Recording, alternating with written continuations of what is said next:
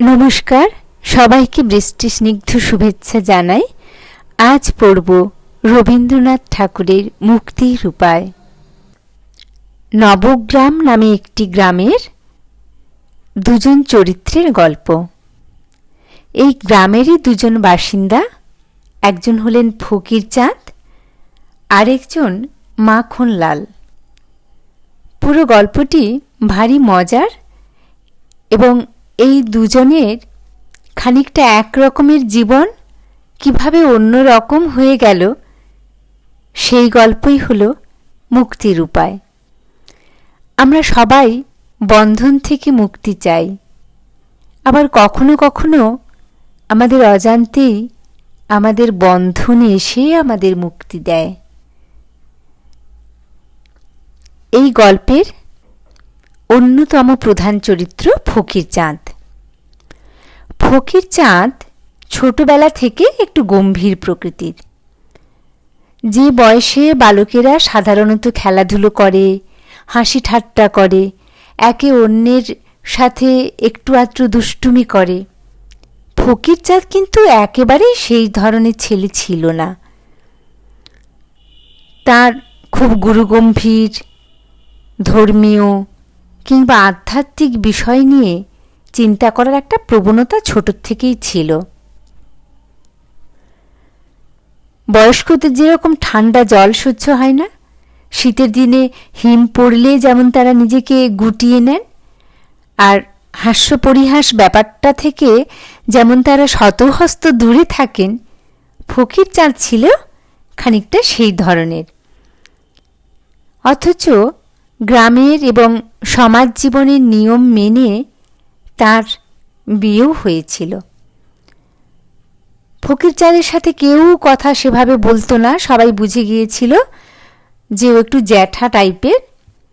কিন্তু সে যাকে বিয়ে করল সেই হৈমবতী অল্প বয়স্কা একটি মেয়ে, এবং স্বভাবের দিক দিয়ে সে কিন্তু ফকিরচাঁদের একেবারে উল্টো স্বভাবের, উল্টো প্রকৃতির ছিল। হৈমবতী খুব ঝর্ণার মতন উচ্ছল, ভীষণ কলকলে একটা নদীর মতো। সে চাইতো স্বামী তাকে একটু সময় দিক, একটু ভালোবাসুক, একটু খাতির করুক, একটু পরিহাস করুক, আর 5টা মেয়ে যেমন চায় সংসার জীবনে। ফকিরচাঁদ এসব তো করতই না, বরং হৈমবতীর এই চাওয়াকে সে নানাভাবে জব্দ করত, চাওয়াকে বন্ধ করে দিত। হৈমবতী লুকিয়ে লুকিয়ে একদিন কৃষ্ণকান্তের উইল পড়েছিল। কৃষ্ণকান্তের উইলটা পড়ে সে বোধহয় বরের একটু পায়ে সাড়া টাড়া পেয়েছে, তখন বালিশের তলায় কৃষ্ণকান্তের উইলটা চালান করে দিয়েছে। আর পড়বি তো পর মালির ঘাড়ে। ফকিরচাঁদ দেখে ফেলেছিল। দেখে হৈমবতীকে তো সে খুব বকাবকি করলো, এত বকেছিল যে বেচারা হৈমবতী সারা রাত কেঁদে বালিশ ভিজিয়ে কাটিয়েছে। প্রতিদিনকার এই শাসনে, এই পীড়নে হৈমবতীর কিন্তু একটু পরিবর্তন এসেছিল।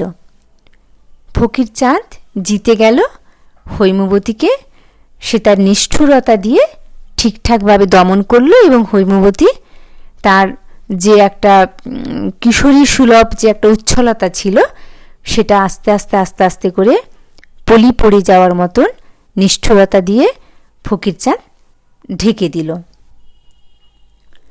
কিন্তু এত সব ব্যাপার সত্ত্বেও একটা সময় ফকিরচাঁদের একটি ছেলে আর একটি মেয়ে হলো।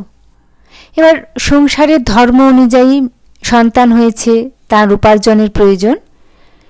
সেই জন্য এই আপিসে ওই আপিসে সে কাজ খুঁজতে লাগলো, যথারীতি পেল না। এরকম দাড়ি গো ভর্তি একটা মুখ, এরকম গম্ভীর প্রকৃতির আধা বয়স্ক একজন ব্যক্তি, কে দেবে তাকে কাজ? কেউ দিল না, ফকিরচাঁদ কাজও পেল না। সংসার জীবনে তার একেবারে পরিপূর্ণ ঘেন্না এসে গেল। তখন সে মনে মনে একটা ছক কষে নিল, আমি ভগবান বুদ্ধের মতন সংসার টংসার ত্যাগ করে চলে যাব। যেই ভাব না সেই কাজ, সংসার ত্যাগ করে চলে গেল। আমরা কিন্তু শুরুতে বলেছিলাম এই গ্রামেরই আরেকটি ছেলে আছে যার বাবার নাম ষষ্ঠীচরণ আর ছেলেটির নাম মাখনলাল। মাখনলাল কিন্তু এরকম ফকিরচাঁদের মতন সন্ন্যাস প্রকৃতির নয়, একটু বেশ শৌখিন, একটু ভোগী টাইপের ছেলে। সে যথাসময়ে বিয়ে করেছিল। বিয়ের অল্পদিন সে অপেক্ষা করলো, তার ছেলে মেয়ে হয়নি, সে আর তর সইল না, আবার একটা বিয়ে করে নিল। কিন্তু মজা হলো যখন সে দ্বিতীয় বিয়ে করলো, তারপর থেকে পাল্লা দিয়ে দুই বউয়ের এর মেয়ে হয়, ওর মেয়ে হয়, এর মেয়ে হয়, তার ছেলে হয়, এইভাবে দুজন বউয়ের মোট 7টি কন্যা এবং একটি পুত্র সন্তান হলো। 8খানা ছেলে মেয়েকে নিয়ে দুই বউয়ের যে মুখ ছামটা, সেটা মাখন খুব বেশি দিন সইতে পারল না।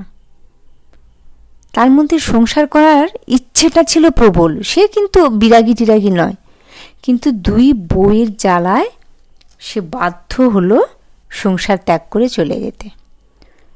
কেউ কেউ বলল যে মাখন সন্ন্যাস হয়ে গেছে, আবার এটাও কেউ কেউ গুজব হোক আর সত্যি হোক বয়ে বেড়ালো বাতাসে, মাখন আবার বিয়ে করেছে।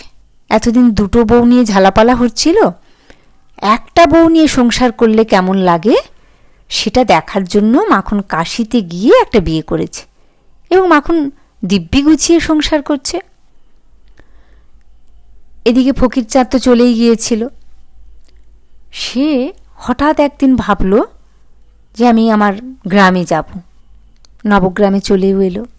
একটা গাছের তলায় বসে সে গাছের ছায়ায় মনের সুখে মুক্তির গান গাইছে, যেন সে খুব খুশি, মুক্তি টুক্তি পেয়ে গেছে, নিজেকে বেশ এরকম একটা জায়গায় নিয়ে গিয়ে খুব ধন্যবাদ দিচ্ছে নিজের মনকে। ঠিক সেই সময় সে দূর থেকে দেখলো একজন আসছে। ফকিরচাঁদ চমকে উঠল, তার বাবা। আর যাই হোক, বাবার চোখকে সে ফাঁকি দিতে পারবে না। অমনি পটাং করে সে কি করলো, কাছে একটা বাড়ি ছিল, সেই বাড়ির মধ্যে ঢুকে গেল। যেই ঘরের মধ্যে সে ঢুকেছিল সেই ঘরেও কিন্তু একজন বৃদ্ধ ছিলেন। বলাই বাহুল্য সেটা মাখনের বাড়ি। মাখনের বাবা সেখানে বসে তামাক টানছে। ফকিরকে ঘরে ঢুকতে দেখে জিজ্ঞেস করছেন তিনি, তুমি কে? কে তুমি? তো ফকির যথারীতি বলল যে বাবা, আমি সন্ন্যাসী। সন্ন্যাসী? দেখি দেখি, আলোতে এসো তো দেখি। এই বলে ফকিরচাঁদের মুখটা সে কাছের দিকে টেনে আলো তুলে দেখল। দেখার পরে, ও তুই তো আমার মাখন, আমার মাখন ফিরে এসেছে বলে সে একদম 2 হাত তুলে নাচতে শুরু করলো। আর মাখন ভেবে ফকিরকে সে একদম এদিকে গালে হাত দিয়ে ওইদিকে ঘাড়ে হাত বুলিয়ে আদর করতে লাগলো। এবার ফকিরচাঁদ কি করবে সে তো কিছু খুঁজে পাচ্ছে না। তখন বলল যে দেখুন, আপনি ভুল করছেন। আমার আগে একটা নাম ছিল বটে, কিন্তু সেই পূর্বাশ্রমের নাম আমি আর এখন মনে রাখছি না। আমার নাম চিদানন্দ স্বামী। আপনি অবশ্য পরমানন্দ বলতে পারেন, তবে মাখন টাখন এসব আমার নাম নয়। কিন্তু ষষ্ঠীচরণ ভুলবার লোক নয়। তিনি বললেন, আরে বাবা, তুমি পরমানন্দই বলো আর পরমান্নই বলো, তুমি আমার মাখন, এটা তুমি আমাকে ফাঁকি দিতে পারবে না। তারপরেই তো ষষ্ঠীচরণ তাকে ধরে কাঁদতে শুরু করলো। তুই আমার একমাত্র ছেলে ছিলি বাবা, তুই আমার সংসারের একেবারে আলো ছিলি, তুই আমার সংসার ছেড়ে চলে গেলি। এখন দুটি বৌমা নিয়ে 8টি নাতি নাতনি নিয়ে আমি কি করে দিন কাটাই বল? আমি আর কটা দিন বাঁচবো বাবা। মাখন, ও মাখন, তুই কটা দিন থাক আমার কাছে, তারপর তুই যেখানে খুশি চলে যাস, কারণ আমি তো আর কদিন পর মরে যাব বাবা। তো ফকিরচাঁদ তো ভাবলো এ তো মহা ঝামেলায় পড়া গেল, আমি সন্ন্যাস মানুষ। কিন্তু মুহূর্তের মধ্যে তার মধ্যে একটা লোভের ঝিলিকও বয়ে গেল। আচ্ছা বেশ, তো কটা দিন থাকি না, এই বুড়ো মরে গেলে তখন আমি না হয় আবার চলে যাব, কে আর আমাকে আটকাচ্ছে। তারপর মাখনলালের বাবা জিজ্ঞেস করলেন, কিরে থাকবি তো, বল না বল না মাখন। ফকিরচাঁদ কোনো উত্তর দেয় না। মৌনতাকে সম্মতির লক্ষণ ধরে নিয়ে মাখনের বাবা আবার আনন্দে লাফিয়ে উঠলেন। তারপর সব লোকজন, পাড়া প্রতিবেশী যতজন ছিল, মাখনের বাবার চিৎকার শুনে সব দৌড়ে এলো। কি হয়েছে, কি হয়েছে? না, আমার মাখনলাল সন্ন্যাস হয়ে চলে গেছিল, ও ফিরে এসেছে।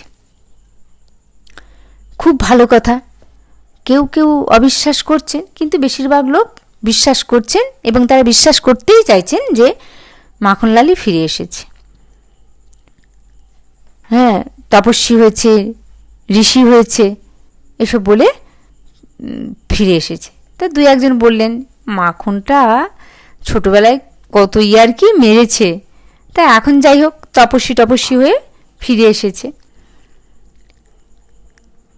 তো এইভাবে মোটামুটি একটা ঠিক হলো, রফা হলো যে ফকিরচাঁদ থেকেই যাবে। তো ফকিরকে সবাই জিজ্ঞেস করলো, ওরে মাখন, তোর তো গায়ের রংটা কালো ছিল, বেশ কুচকুচে কালো, হ্যাঁ রে, তুই এরকম ফর্সা হলি কী করে? ফকির বেশ গম্ভীর স্বরে বলল, যোগ অভ্যেস করে। বাবা, যোগের কি প্রভাব রে! তারা সব একে একে বলা বলি করছে। তখন একজন বলল, আশ্চর্য আর কি, শাস্ত্রে তো কত কিছুই লেখা আছে, তোমরা পড়োনি? ভীম যখন হনুমানের লেজ ধরে তুলতে গেলেন, পেরেছিল? অথচ বলো তো, ভীম কি না তুলতে পারে, আর একটা হনুমানকে তুলতে পারলো না? এসব তপস্যায় হয়, তোমরা সবটা জানবে না। তো এইসব কথা টথা হচ্ছে, এই সময় ষষ্ঠীচরণ মানে মাখনলালের বাবা এসে বললেন, তা মাখন বাবা, এবার একবার ভেতরে চলো, দুই বৌমা আছে। বা ষষ্ঠীচরণ চাইছেন যে বৌমাদের সাথেও মাখনলালের একটু দেখা সাক্ষাৎ হোক, যা আবার মাখনের সংসারে মন পড়বে এবং মাখন বেশ গুছিয়ে সংসার টংসার করবে। তো এই কথা শুনে ফকিরচাঁদের তো অবস্থা খুব খারাপ। সে বরাবর ওই মেয়েদের থেকে একটু দূরত্ব বজায় রাখতে পছন্দ করেছে। হৈমবতীকে পর্যন্ত কিভাবে কলকবজা করে তার সমস্ত উচ্ছলতা সে থামিয়ে দিয়েছে, সেটা ফকিরচাঁদ খুব ভালো জানে, এবং নিজেকে এর জন্য খুব কৃতী মানুষ বলে সে মনে করে। কে না কে লোক, তার আবার দুটো স্ত্রী রয়েছে, সেখানে যেতে বলছে। যাই হোক, তখন ফকিরচাঁদ বুদ্ধি করে বলল, আমি তো সন্ন্যাস মানুষ, আমার ভেতর অন্দরমহলে বা ভেতর মহলে যাওয়া যাবে না, আমি এই বাইরের ঘরেই থাকবো। ঠিক আছে, ঠিক আছে, তাই ভালো। দুজন স্ত্রীলোক তাদেরকে ডেকে পাঠালেন, মানে দুজন বৌমাকে ডেকে পাঠালেন মাখনের বাবা ষষ্ঠীচর, আর পাড়ার সব লোকজনেদের চলে যেতে বললেন। যেই দুজন স্ত্রী এসেছে, ফকির অমনি কী করলেন, তাদের প্রণাম করলেন, বললেন যে মা, আমি তোমাদের সন্তান। কি বললে? সন্তান? বউকে প্রণাম করছে, আবার বউকে বলছে মা, আমি তোমাদের সন্তান। তো একজন তো প্রচণ্ড রেগে গেল, রেগে একদম বালা পড়া হাতকে খড়গের মতন তুলে ধরলো মারবে বলে। পোড়ার মুখ মিনসে, তো মা বললি কাকে রে? সঙ্গে সঙ্গে আরেকজনও তাতে গলা মেলালো, চোখের মাথাকেই বসেছিস, তোর মরণ হয় না? ফকিরচাঁদ ছোটোর থেকে গম্ভীর, কেউ তাকে কখনো কিচ্ছু বলার সাহস পায় না। আবার দুজন বাইরের মানুষ, স্ত্রীলোক, তাকে এইসব বলছে। তাই এর থেকে বাবা আমি আমার আসল পরিচয় দিয়ে দিই, দিয়ে আমি এখান থেকে কেটে পড়ি। এরকম প্ল্যান করে ফকিরচাঁদ বলল যে দেখুন, আলোতে দেখুন ভালো করে, আমি দাঁড়াচ্ছি, আমাকে একটু ভালো করে আপনারা দেখুন। মানে সে চেনাতে চাইলো নিজেকে। কি আর হবে, কেউই তাকে চিনতে চাইলো না। সবাই ভাবলো যে ও মাখনই ফিরে এসেছে, ব্যাপারটা ঠিক অ্যাডজাস্ট হচ্ছে না বলে এরকম করছে। ফকির কিন্তু পালিয়ে যাওয়ার অনেক চেষ্টা করলো। যেই চেষ্টা করলো অমনি মাখনের বাবা এত উঁচু স্বরে চিৎকার করে কাঁদলো যে পাড়ার লোকে যারা চলে গিয়েছিল তারা আবার দৌড়ে এলো।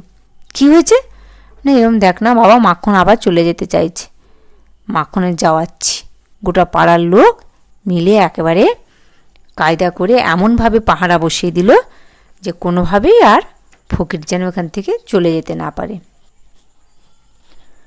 ফকিরের তো মন একেবারে, যা আলো ছিল, আশার আলো, সব নিভে গেল। সে বুঝতে পারলো যে আমি যদি মৃতদেহ হয়ে বার হতে পারি ভালো, আর তা না হলে কোনোভাবেই এরা আমাকে ছাড়বে না। এক তো দুই বউ, তার উপর এতকাল পরে ভগ্নিপতি ফিরে এসেছে, সেই সাধে যত সব শ্যালক শ্যালিকা ছিল তারা আসলো।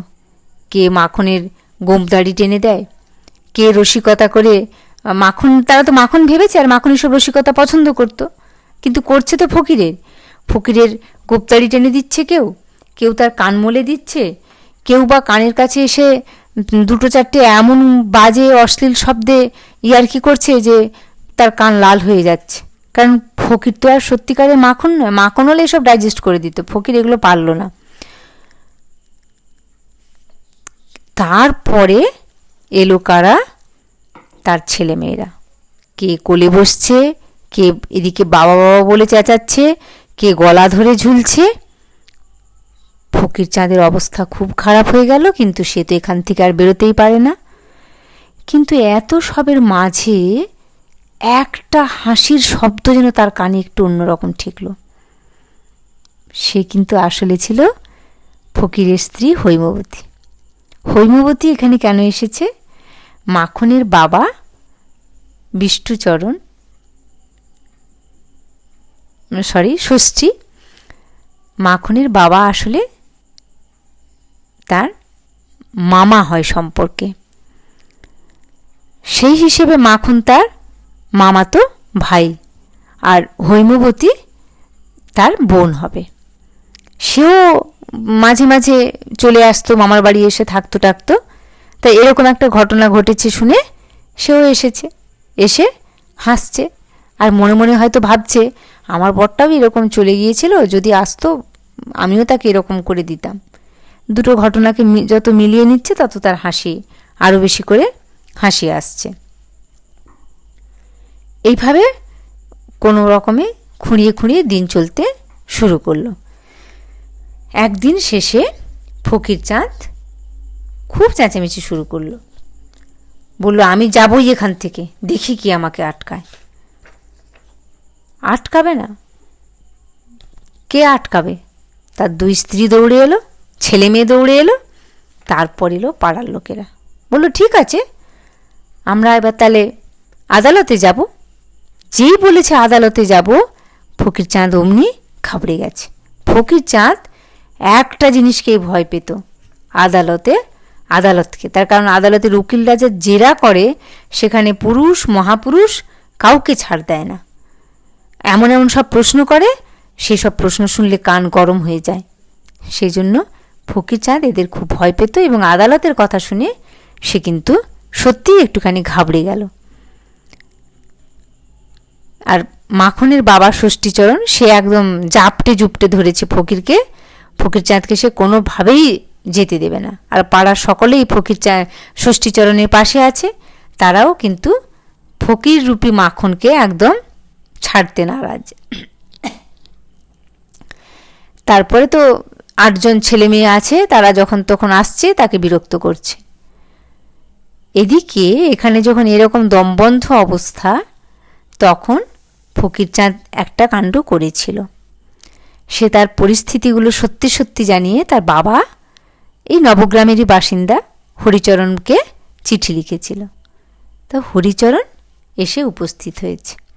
এসে বলছে, দেখো, মাখনের বাবাকে বলল, ষষ্ঠী, এ আমার ছেলে। কিন্তু এতদিন ষষ্ঠীচরণ ছেলে সুখ পায়নি, সে কিছুতেই মানতে রাজি হলো না। বলল, না না, এ আমার ছেলে এবং আমার কাছে তার প্রমাণ আছে। বলেছে যে ধাত্রী, মানে যাদের গ্রামের দিকে ধাইমা বলে, তাকে ডেকে পাঠালো। ধাইমাও অ্যাপ্রুভ করলেন, না, এ মাখনলাল। ফলে তো সমস্যা হলো। কোনোভাবেই তো ফকিরচাঁদ আর কোনো রাস্তা খুঁজে পায় না।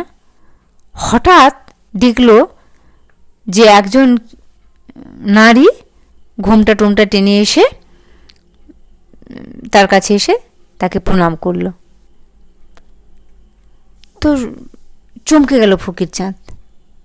তার একটু আগে এই মাখনের দুই স্ত্রী এসেছিল, ঘোমটা টেনে তারা প্রণাম করেছে। প্রণাম করে আবার এতজনের সামনেই তাকে জিজ্ঞেস করেছে, কোন চুলোয় যাবে শুনি। তারপরে এ আবার কে একজন স্ত্রীলোক, সে এসে আবার ফকিরচাঁদকে প্রণাম করল। মুখ তুলে দেখল হৈমবতী। যে হৈমবতীকে সে তার মুক্তির অন্তরায় ভেবেছিল, যে হৈমবতীকে সে ধর্মের পথে, শুধু আধ্যাত্মিকতার পথে পরিচালিত করতে চেয়েছিল, বোঝাতে চেয়েছিল সংসার জীবন অসার, কিচ্ছু নেই সংসার জীবনে, সেই হৈমবতী যখন তাকে প্রণাম করল, তখন যেন প্রাণের মধ্যে একটা তরঙ্গ বয়ে গেল ফকিরচাঁদের, যে হৈমবতী এসেছে। তখন মনে মনে সে বুঝতে পারল যে যে হৈমবতীকে আমি মুক্তির অন্তরায় বলে ধরেছিলাম, সেই হৈমবতী আজ আমাকে এই ক্লেদ থেকে, এই মিথ্যাচার থেকে, এই অপমান থেকে মুক্তি দিতে এসেছে। খুব আনন্দ হলো তার ভেতরে ভেতরে। আর দূরে সবার অলক্ষ্যে আরও একজন কিন্তু দাঁড়িয়েছিল চাদর মুড়ি দিয়ে, সে হলো আসল মাখনলাল। সে এই দুটো বউয়ের চক্করে মোটেও আসতে চায়নি, একদম পছন্দ করতো না দুজনের এই সারাক্ষণ চুলোচুলি ঝগড়া। কিন্তু হৈমবতী তার বোন, সেই হিসেবে দেখলে ফকিরচাঁদ তার বোনের বর, ভগ্নিপতি, তাই কোনোভাবেই তাদের সম্পর্ককে নষ্ট হতে দেওয়া যায় না। সেই জন্য সে বাধ্য এলো সামনে এসে এই দুই ঝগড়ুটে বউয়ের দিকে আঙুল নেড়ে বলল, এই যে একজন আমার দড়ি আর একজন আমার কলসি। বলে সে হরিচরণকে মুক্ত করে দিল আর কি। হরিচরণ হৈমবতীর হাত ধরে ফিরে গেল সেই মুক্তির জগতে। কেমন লাগলো আজকে আমার এই গল্প বলা? আপনাদের যদি ভালো লাগে আমায় জানাবেন, তাহলেই আমি পরবর্তী কোনো গল্পে এগোতে পারবো। নমস্কার, ভালো থাকবেন সবাই।